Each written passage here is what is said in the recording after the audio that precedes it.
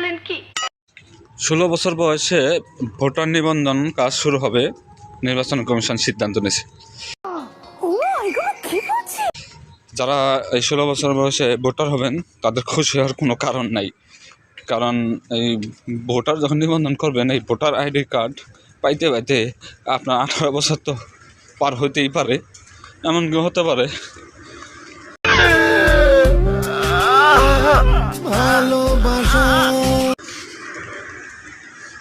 আপনাদের কাছে গত 5 বছর আইডি কার্ড পাবেন কিনা সেটাও সন্দেহান। আবার দেখবেন যে হয়তো বাবার নাম ভুল, নিজের নাম ভুল, মায়ের নাম ভুল, নানা নিশুতে সেগুলো সংশোধন করতে করতেও আপনার মোটামুটি 20-22 বছর কেটে যাবে আর কি। তারপরে গিয়ে আপনি ইনশাল্লাহ একজন দক্ষ নাগরিক হিসাবে গড়ে উঠতে পারবেন এবং আপনার ভোটার অধিকার প্রয়োগ করতে পারবেন। তবে এই দিক থেকে ভালোই হয়েছে যে 16 বছরে মোটামুটি 5-6 বছর এইসব নাম ভুল, বানান ভুল, বাবার নাম ভুল, মামুল ভুল, স্বামীর নাম ভুল, এইসব সংশোধন করে মোটামুটি 4-5 বছর কাটাই দেওয়া যাবে তাদের।